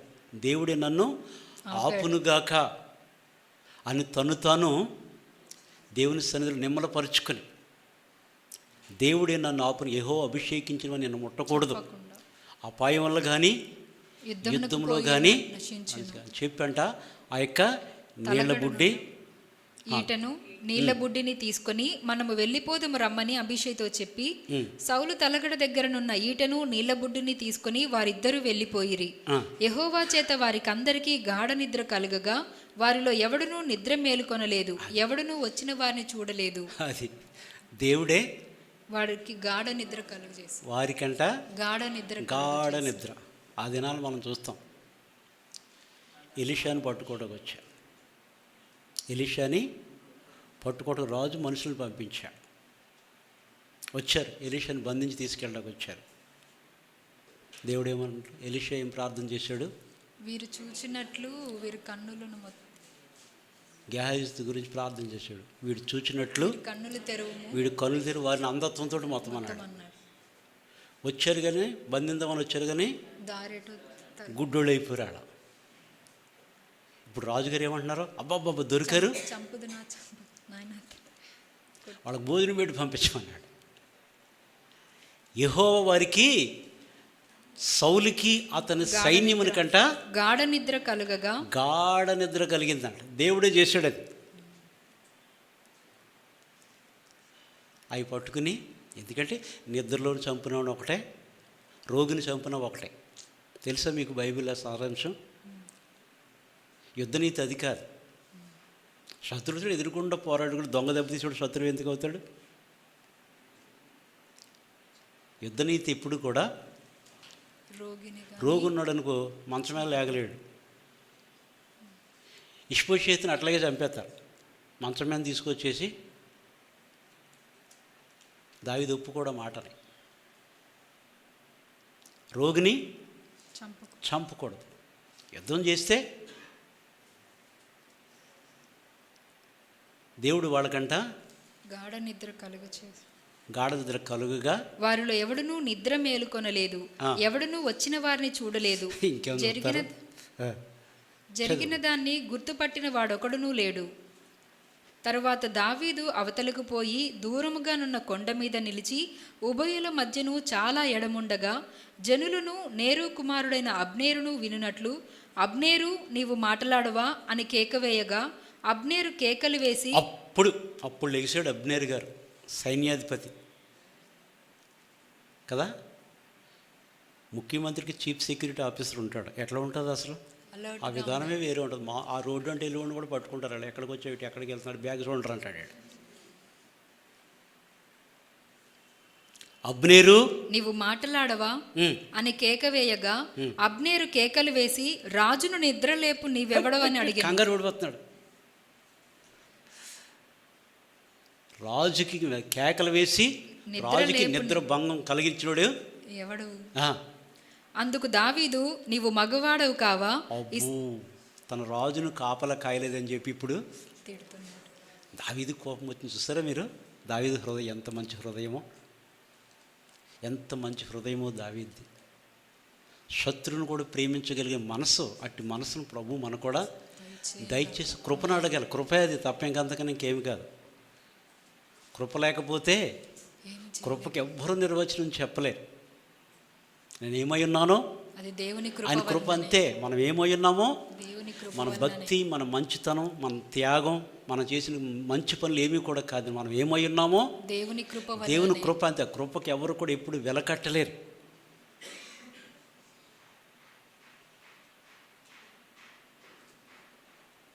పౌలు ఏ రీతిగా కోరుకున్నాడు, నీ కృప నాకు చాలు. నీ కృప నాకు చాలును. కొంచెం మంచిగా పాడండి, రికార్డ్ అవుతుందిలే.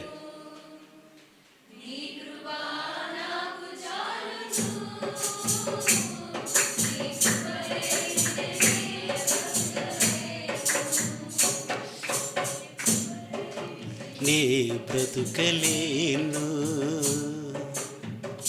హల్లెలూయా. అసలు మీరు యేసన్న గారిని చూడాలి ఈ పాటలో. నెమల్లాగా నాట్యం చేసేస్తాడు ఆయన. నీ కృప లేనిదే జలరాశులన్నీ ఏకరాశిగా చేసినట్టు గొప్ప దేవుడు నా దేవుడు అని చెప్పి నీ కృప నీ కృప అని నాట్యం చేస్తాడు ఆయన 60 ఏళ్ళ వయసులో. మనకి 20 ఏళ్ళ వయసులకే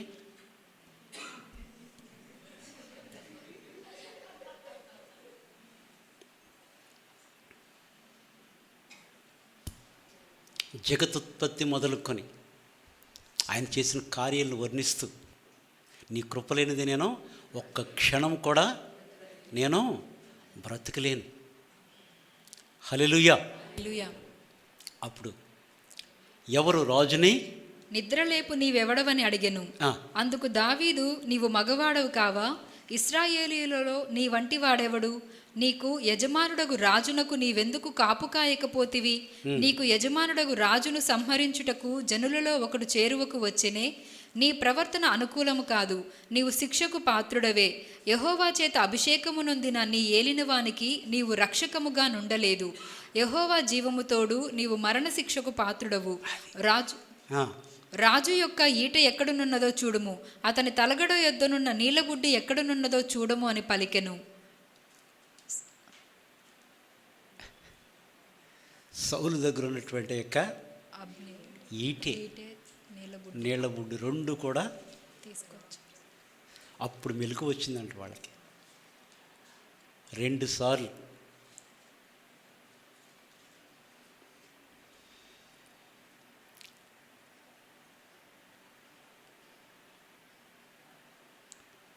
అయినా సరే ముట్టుకోలే. 3వ ఐదనమ్మా 3 సార్లు అన్నారు కదా.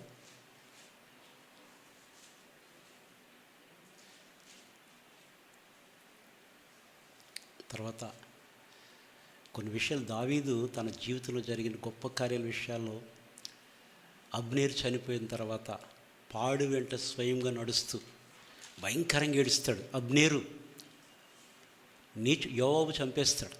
తన సహోదరుని అషాహేలుని చంపినందుకు యోవాబు మాట్లాడుతూ తెలియని రీతిగానే చంపేస్తాడు. అతనికి తెలీదు. కడుపులో పొడుస్తాడు, చచ్చిపోతాడు.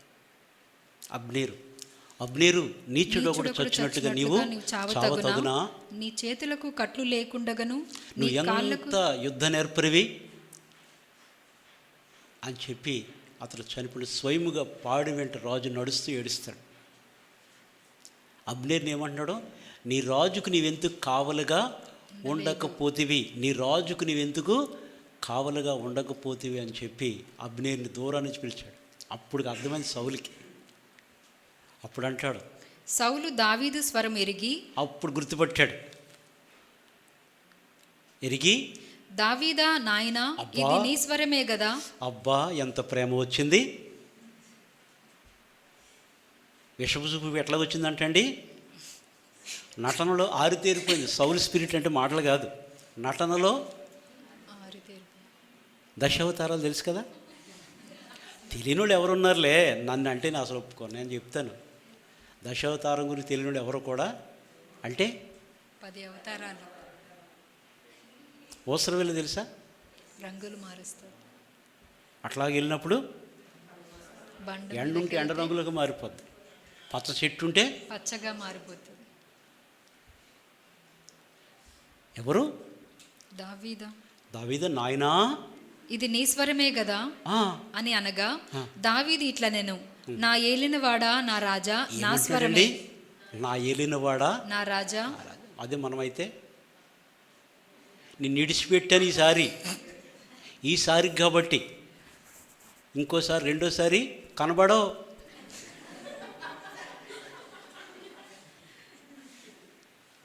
అంటారా అనరా?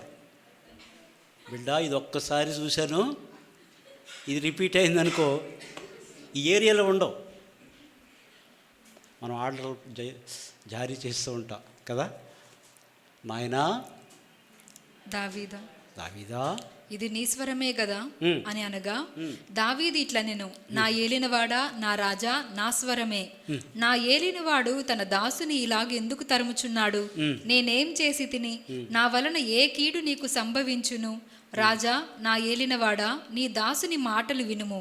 నా మీద పడవలనని యెహోవా నిన్ను ప్రేరేపించిన ఎడల నైవేద్యము చేసి ఆయనను శాంతిపరచవచ్చును. నువ్వు దేవుని అడిగి ఎందుకు నాకు ఈ ప్రేరేపణ వస్తుందని చెప్పి ఆయనకు స్తుతి చెల్లించి, ఆయన కీడు జరగకోకుండా నాకు సహాయం చేయను అడగొచ్చు కదా, దేవుని శాంతిపరచవచ్చు కదా. అయితే నరులెవరైనను నిన్ను ప్రేరేపించిన ఎడల వారు యెహోవా దృష్టికి శాపగ్రస్తులగుదురు. వారు నీవు దేశమును విడిచి అన్య దేవతలను పూజించుమని నాతో చెప్పి యెహోవా స్వాస్థ్యమునకు హత్తుకొనకుండా నన్ను వెలివేయుచున్నారు. నా దేశమునకు దూరముగాను యెహోవా సన్నిధికి ఎడముగాను నేను మరణము నొందకపోవుదునుగాక.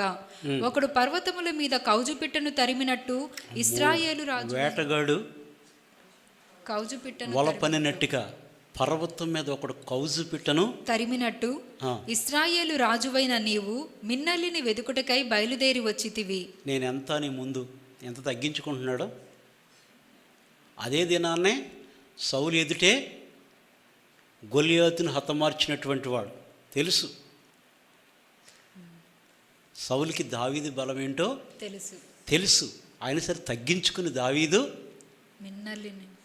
ఒక మిన్నల్లిని వెదుకుటకై బయలుదేరి వచ్చి, అరణ్యములో ఒకడు కౌజు పిట్టను తరుమునట్టుగా నీవు నన్ను వెదికి పట్టుకోవడానికి కోసం నేను చేసినటువంటి నేరం, నేను చేసినట్టు తప్పేంటి అని చెప్పి.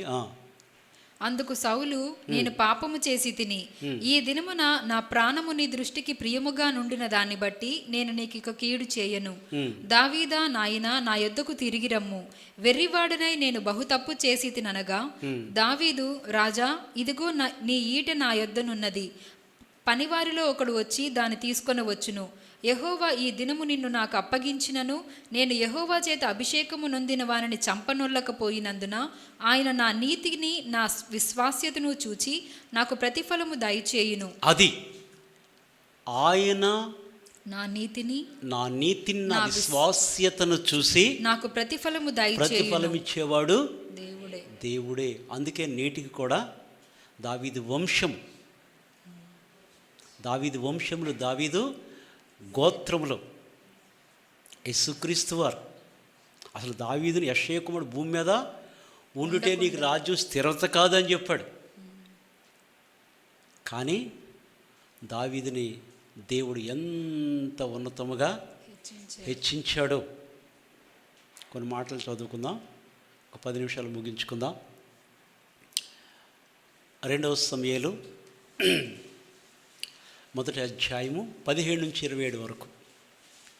యూదావారికి అభ్యాసము చేయవలెనని దావీదు సౌలును గూర్చియు అతని కుమారుడైన యోనాతానును గూర్చియు ధనుర్గీతం ఒకటి చేసి ధనుర్గీతం యూదావారికి అభ్యాసము చేయవలెనని జరిగినటువంటి సంఘటనల గూర్చి దావీదు ధనుర్గీతం ఒకటి చేసి దానిని బట్టి విలాపము సలిపెను. అది యాషారు గ్రంథమందు లిఖింపబడి ఉన్నది. ఎట్లనగా ఇశ్రాయేలు, యాషారు గ్రంథం గురించి మనం 2 మాటలు బైబిల్ వింటాం కదా. యెహోషువ గ్రంథంలో, ఇక్కడ కూడా మనం యెహోషువ గ్రంథంలో సూర్యుడు నీవు గిబియోనులోను, చంద్రుడు నీవు అయ్యాను లోయలోను నిలువమని యెహోషువ ప్రార్థన చేసింది. యాషారు గ్రంథంలో మీరు చదవలేదా అని ఉంటుంది. ఇక్కడ కూడా అది యాషారు గ్రంథమందు లిఖింపబడి ఉన్నది. ఎట్లనగా ఇశ్రాయేలు నీకు భూషణమగువారు నీ ఉన్నత స్థలముల మీద హతులైరి. ఆహాహా, బలాఢ్యులు పడిపోయిరి. ఫిలిష్తీల కుమార్తెలు సంతోషింపకుండునట్లు, అది ఫిలిస్తీలు అన్యులు సంతోషింపకున్నట్లు బలాఢ్యులు. దావీదు పాట పాడుతూ దేవుని స్తుతిస్తూ ఎలుగెత్తి యోధా జనాంగానికి వినిపిస్తున్నాడు. విలాపం అంటే ఏడవడం, దుఃఖించడం.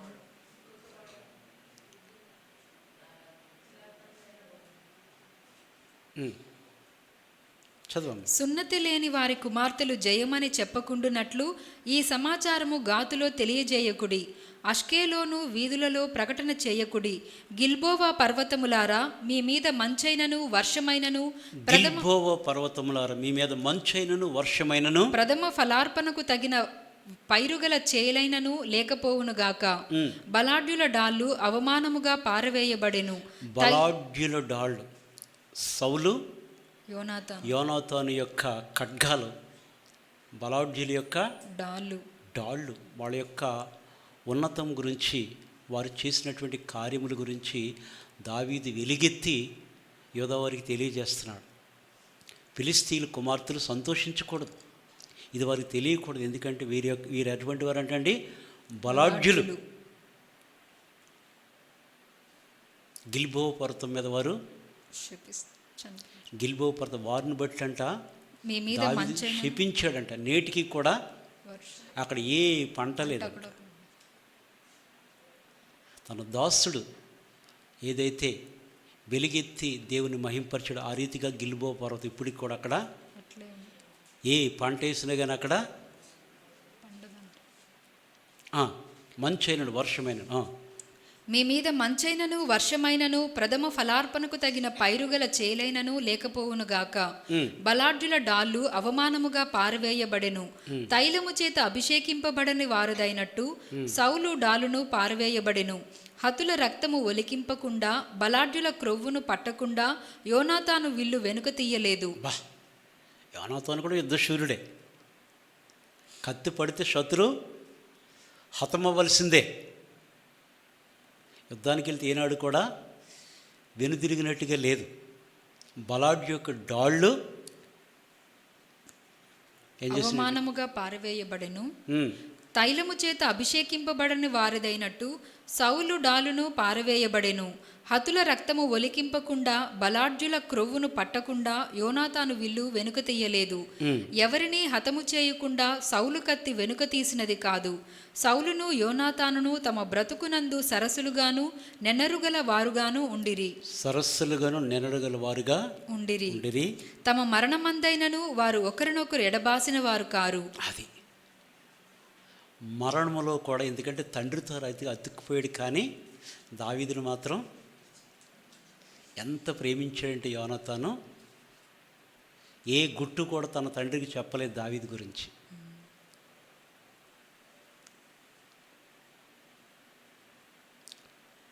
మరణములో కూడా ఒకరినొకరు ఎడబాసిన వారు కారు. వారు పక్షిరాజుల కంటే వడిగలవారు, సింహముల కంటే బలము గలవారు. అబ్బో, పక్షిరాజు కంటే కూడా వడిగలవారు. పక్షిరాజు తెలుసు కదా, ఎర్రన ఎక్కడి నుంచి ఎదుగుతుంది? ఇక్కడిక్కడ కాదు, మన కోళ్ళేగను, మన కోళ్ళేగ కాదు. కోళ్ళు ఏం చేస్తాయి? కుక్కు కుక్కు అంటే అక్కడ ఉన్నది తింటుంది. పక్షిరాజు అక్కడ ఉంటుంది, అక్కడి నుంచి దాని కన్ను చూడాలి. ఇట్లా చూసిందంటే అది అది వచ్చిందంటే చాలు, తాసుపమైన సరే భూమికి అతుక్కుపోతుంది. ఎందుకంటే ఒక్క తను పట్టుకు వెళ్ళి అక్కడికి వెళ్తే అక్కడి నుంచి పైనుంచి కింద కుదిరిందంటే తిరిగి వచ్చి రాయమేపడిచి వస్తుంది. అది అర్థమైందండి? గ్రద్దలకి, పాములు కూడా ఎందుకు కోళ్ళకే భయపడతాయి. తాసుపాములు తెలుసా మీకు? తెలీదా చాలామందికి? తాసుపాము బుసలు కొట్టేద్ది అనుకుంటున్నారా? 4 కేకలు వేసిందంటే అసలు సైలెంట్గా ఉండిపోద్ది. అక్కడ అది పొడిచేస్తుంది, అది మామూలుగా కాదు. పాముకి శత్రువు ఎవరు? ముంగిస. ఆ 2 దెబ్బలాట్లు బలం ఉంటాయి కదా, కదండి? చూడలేదు ఎప్పుడు మీరు? చూసాము. చూడలేదంటే నమ్మను. చూసాం. పాము, ముంగిస ఎప్పుడు కూడా ఒకదానికొకటి పడదు. ఇదన్నా సావాలి, అదన్నా సావాలంటుంది. ఇది ఇలాగంటుంది, అది తిప్పుతా ఉంటుంది దాన్ని. ఇది ఇలా తిరగటమే, అదే తిరుగుతా. ఎక్కడి నుంచి అంటండి?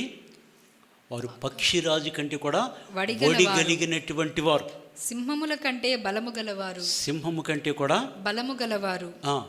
ఇశ్రాయేలీయుల కుమార్తెలారా, సౌలుని గూర్చి ఏడువుడి. అది ఫిలిష్తీ శత్రులు సంతోషించకూడదు.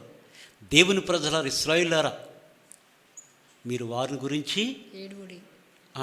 అతడు మీకు ఇంపైన రక్తవర్ణపు వస్త్రములు ధరింపజేసినవాడు, బంగారు నగలు మీకు పెట్టినవాడు. యుద్ధరంగమునందు బలాఢ్యులు పడియున్నారు.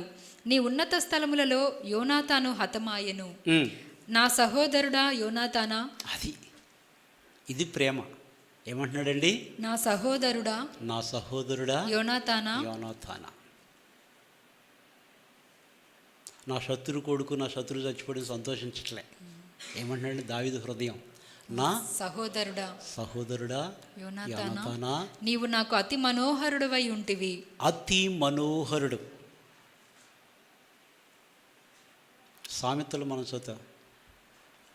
నా మృక్కులతో మురుక్కుని కనేటువంటి నా కుమారుడా, సుకుమారుడా అని. లేక కొడుకు పుట్టాడు అనుకోండి, ఏమంటాం? నా బంగారమా, నా వెండి, నా బండ, నా కొండ. బండ అనరు మళ్ళీ. నా కొండ, నా బంగారం, నా ప్లాటినం, నా గోల్డ్, నా వైడ్యూరు, నా ముత్యం. ఎన్ని పేర్లు పెట్టుకుంటా?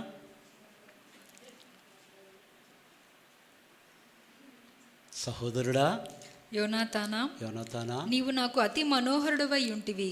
నీ నిమిత్తము నేను బహుశోకము నొందుచున్నాను. నా యందు నీవు నాకు ఏమైంటండి? అతి మనోహరుడవై ఉంటివి. అతి మనోహరుడవై ఉంటివి. నీ నిమిత్తము నేను బహుశోకము నొందుచున్నాను. ఏడుస్తున్నాడు దావీదు. బహుశోకము నొందుచున్నాను. నా యందు నీకున్న ప్రేమ బహు వింతైనది.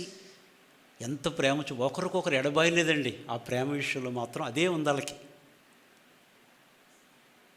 కాబట్టి వారి ప్రేమకి ఎంతైనా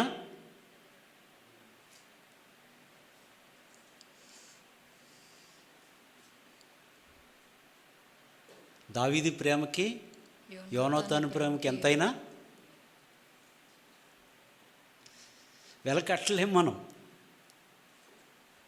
నా సహోదరుడా యోనాతాను, నీవు నాకు అతి మనోహరుడవై ఉంటివి. నీ నిమిత్తము నేను బహుశోకము నొందుచున్నాను. నా యందు నీకున్న ప్రేమ బహు వింతైనది. స్త్రీలు చూపు ప్రేమ కంటేను అది అధికమైనది. అది ఎటువంటి ప్రేమ అంటండి? స్త్రీలు చూపు ప్రేమ కంటేను, స్త్రీలు చూపు ప్రేమ కంటేను, ప్రేమ కంటే కూడా బహు అధికమైనది. అధికమైనది. సాధారణ మనం చూస్తాం. కుటుంబాన్ని తీసుకుందాం. భర్త డ్యూటీకి వెళ్ళాడు అనుకో, భార్య భర్త వచ్చే వరకు ఆయన వస్తాడేమో లంచ్ చేద్దామని చూద్దామంట. ఆయన ఏమో 3ంటికి వస్తాడు, 4ంటికి వస్తాడు. చూసి ఏం చేద్దాయి? అప్పటికే చూసి 12ంటికి కోట అయిపోద్ది. నీ గురించే చూస్తున్నాను, నువ్వు వస్తున్నావా లేదా, ఎక్కడున్నావా? అప్పటికే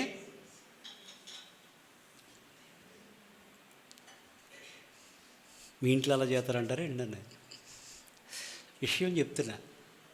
సాధారణ మనం ఏమనుకుంటామండి, కానీ ఆయన ప్రేమ అంటున్నాడు ఒక స్త్రీతో పోల్చుకుంటూ, స్త్రీలు చూపు ప్రేమ కంటేను అది అధికమైనది. ఆ, అయ్యయ్యో బలాఢ్యులు పడిపోయిరి, యుద్ధ సన్నద్ధులు నశించిపోయిరి అని అంతగా యోనాతాను గురించి, సౌలు గురించి అంట దావీదు ఆ యొక్క ధనుర్గీతం ఒకటి. యోధా వారికి తెలియచేయట కొరకంట దావీదంట ఆ రీతిగా కృతజ్ఞత భావం తెలియపరిచి, నెనరులైనటువంటి వారు సింహం కంటే కూడా బలము కలిగినటువంటి, ఒడిగలిగినటువంటి వారని, పక్షిరాజుల వంటి వారని, వారి కత్తి ఏనాడు కూడా వెనుతీయక యుద్ధాల్లో గెలిచినటువంటి వారు ఏ రీతిగా పడిపోయారు, ఇశ్రాయేలుకి వారు ఏమేమి కార్యాలు జరిగించారని చెప్పి వారినే హెచ్చించి ప్రభువుని మహింపచిన దావీదు ఎక్కడ కూడా, దావీదు ముగింపు చెప్తాను 12:59 కనుక దావీదు ముగింపు చెప్తాను. మొదటి రాజులు 2వ అధ్యాయము 1 నుంచి 10 వచనాల వరకు చదువుకుని ముగించుకుందాం. దావీదునకు మరణకాలము సమీపింపగా అతడు తన కుమారుడైన సొలొమోనునకు ఇలాగు ఆజ్ఞ ఇచ్చెను, లోకులందరూ పోవలసిన మార్గమున నేను పోవుచున్నాను. ఎంత చేసినా కానీ లోకులందరూ పోవలసిన ముగింపులు ఏమంటున్నాడండి, వాళ్ళు లోకులందరూ వెళ్ళిపోయారు, నాకంటే ముందు పితరులు అందరూ వెళ్ళిపోయారు, నేను కూడా లోకులందరూ పోవలసిన మార్గాన్ని నేను కూడా పోవుచున్నాను. ఆ.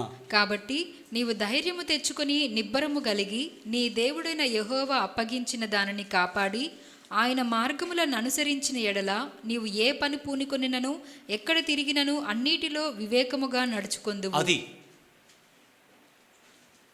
దేవుని పని జరిగించే విషయంలో వివేకంగా నడుచుకోవాలంటే ఆయన మార్గములు ఆయన ఏదైతే అప్పగిస్తాడో దాని విషయంలో మనం చాలా యథార్థంగా ఉండాలి, నమ్మకముగా ఉండాలి.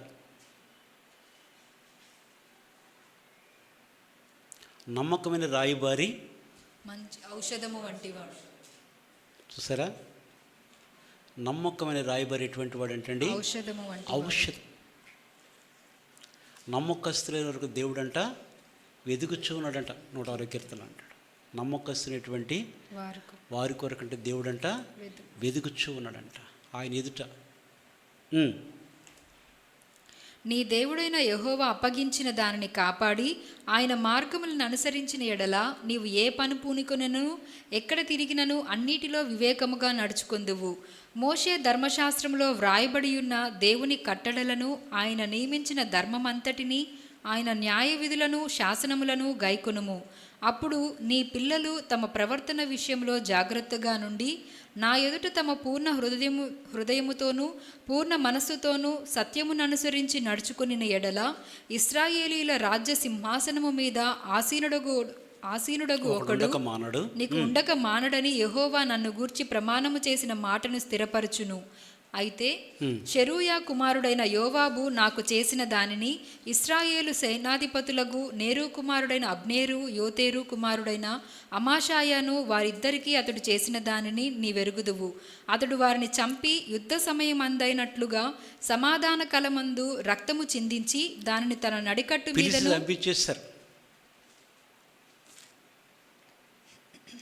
పిలిస్తే అది యుద్ధ సమయం కాదు, మాట్లాడుకుందాం పిలిచినట్టుగా పిలిచి రక్తమును చిందించి అబ్నేర్ని చంపించేశాడు, యోబు చంపేశాడు. అది యుద్ధ సమయం కాదు, అందుకే యుద్ధనీతి అని అడిగాను ఇందాక నేను.